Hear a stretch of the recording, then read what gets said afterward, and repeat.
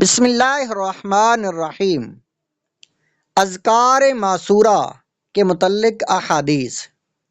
ہر وہ لفظ یا جملہ جس سے خداوند قدس کی عظمت و بزرگی اور کبریائی کا اظہار ہوتا ہو اس کو پڑھنا یہ ذکر الہی ہے، مگر کچھ ایسے کلمات اور دعائیں ہیں جو حضور نبی کریم صلی اللہ علیہ وآلہ وسلم سے منقول ہیں کہ ان کو خود حضور صلی اللہ علیہ وسلم نے پڑھایا، ان کے پڑھنے کا حکم دیا، ان کو پڑھنے کی فضیلت یا فوائد اور ثواب بتایا۔ ایسے کلمات اور دعاؤں کو اذکار معصورہ کہتے ہیں۔ دوسری اذکار اور دعاؤں کی بنسبت اذکار معصورہ کو پڑھنا بہت ہی افضل و اعلیٰ ذکر اور باعث اجر و ثواب عمل صالح ہے۔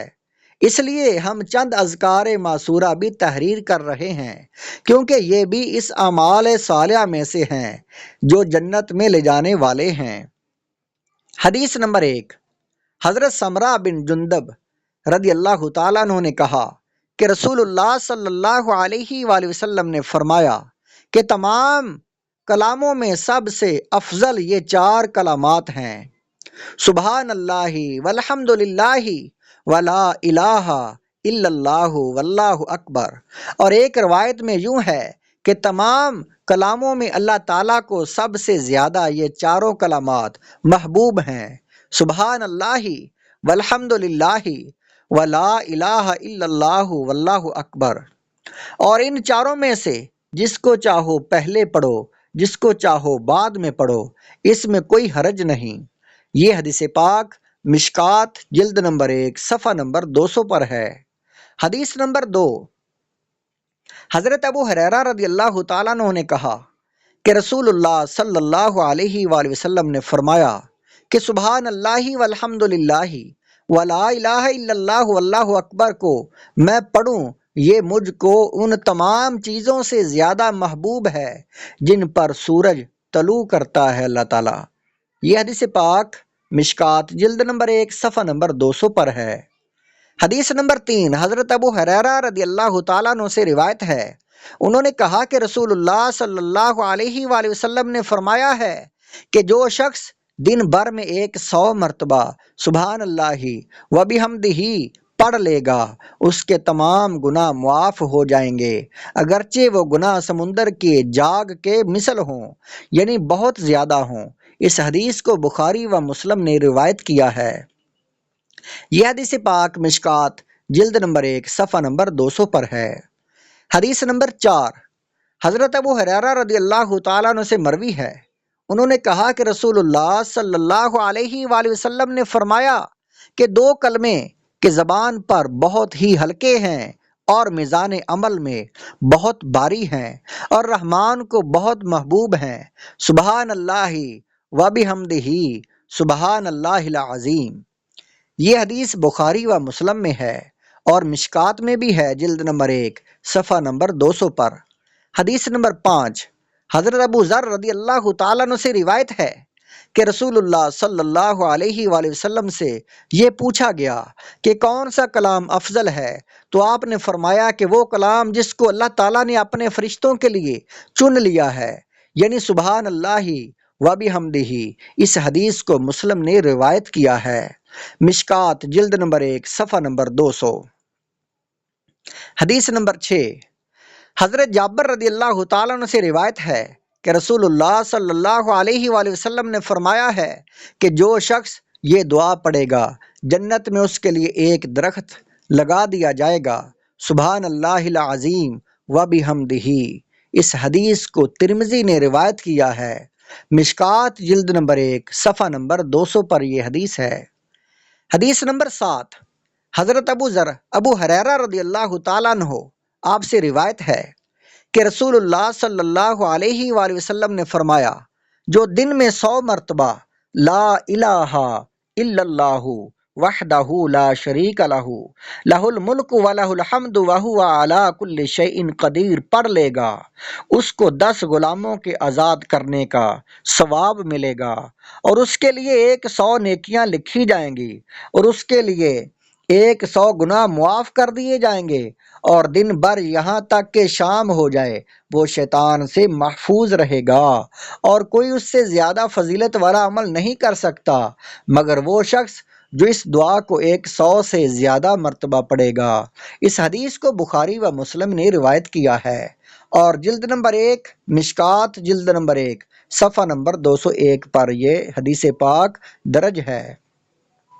حدیث نمبر 8 حضرت بلال بن یسار بن یزید رضی اللہ تعالیٰ عنہ سے مروی ہے، انہوں نے کہا کہ مجھ سے میرے باپ نے میرے دادا سے روایت کرتے ہوئے بیان کیا کہ انہوں نے رسول اللہ صلی اللہ تعالیٰ علیہ وآلہ وسلم کو یہ فرماتے ہوئے سنا کہ جس نے یہ دعا پڑھی اس کے سب گناہ بخش دیے جائیں گے اگرچہ جہاد سے بھاگا ہو۔ استغفر اللہ الذی لا الہ الا هو الحی القیوم واتوب الیہ۔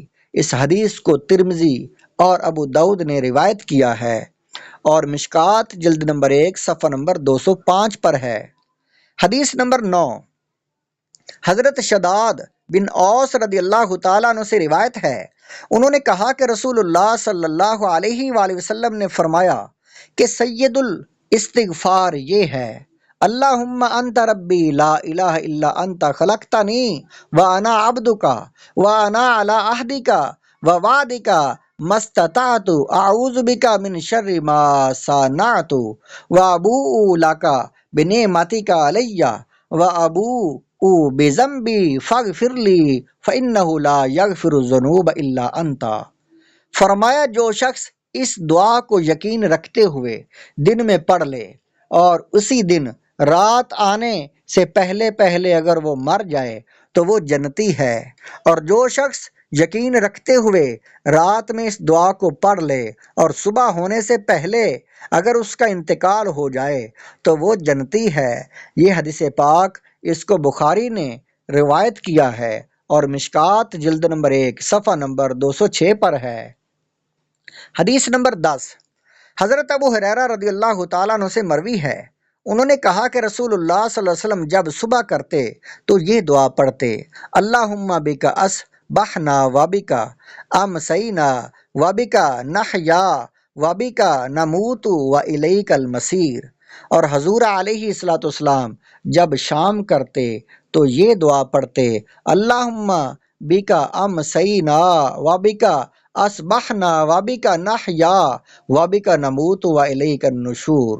اس حدیث کو ترمذی، ابو داؤد، ابن ماجہ نے روایت کیا ہے۔ حدیث نمبر 11 حضرت ابان بن عثمان رضی اللہ تعالیٰ عنہ سے روایت ہے، انہوں نے کہا کہ میں نے اپنے باپ سے سنا، وہ کہتے تھے کہ رسول اللہ صلی اللہ علیہ وآلہ وسلم نے فرمایا کہ جو بندہ ہر دن کی صبح میں اور ہر رات کی شام میں 3 مرتبہ یہ دعا پڑھ لے تو دن اور رات میں کوئی چیز اس کو نقصان نہیں پہنچا سکتی۔ بسم اللہ الذی لا یضر مع اسمہ شیء فی الارض ولا فی السماء وہو السمیع العلیم۔ اس حدیث کو ترمذی اور ابن ماجہ اور ابو داؤد نے روایت کیا ہے۔ حدیث نمبر 12 حضرت مکحول رضی اللہ تعالیٰ عنہ حضرت ابو ہریرہ رضی اللہ تعالیٰ عنہ سے روایت کرتے ہیں کہ رسول اللہ صلی اللہ علیہ وآلہ وسلم نے مجھ سے فرمایا کہ تم بکثرت پڑھا کرو لا حول ولا قوت الا باللہ، کیونکہ یہ جنت کے خزانوں میں سے ایک خزانہ ہے۔ اور حضرت مکحول نے فرمایا کہ جس نے لا حول ولا قوت الا باللہ ولا منجا من اللہ الا الیہ پڑھ لیا تو یہ اللہ تعالیٰ اس سے تکلیفوں کے 70 دروازے دفع فرما دے گا، کم سے کم یہ کہ محتاجی اس کے پاس نہیں آئے گی۔ حدیث نمبر 13 حضرت ابو ہریرہ رضی اللہ تعالیٰ عنہ سے مروی ہے کہ رسول اللہ صلی اللہ علیہ وسلم نے فرمایا کہ لا حول ولا قوت الا باللہ 99 بیماریوں کی دوا ہے۔ سب سے کم دعا یہ ہے کہ اس کے پڑھنے والے کو کوئی رنج و غم نہیں ہوتا۔ اور دوسری روایت میں ہے لا حول ولا قوت الا باللہ عرش کے نیچے ایک کلمہ اور جنت کے خزانوں میں سے ایک خزانہ ہے۔ جب کوئی بندہ اس کو پڑھتا ہے تو اللہ تعالیٰ فرماتا ہے میرا بندہ میرا فرما بردار ہو گیا اور اس نے اپنا سب کچھ میرے سپرد کر دیا۔ مشکات جلد نمبر 1 صفحہ نمبر 202۔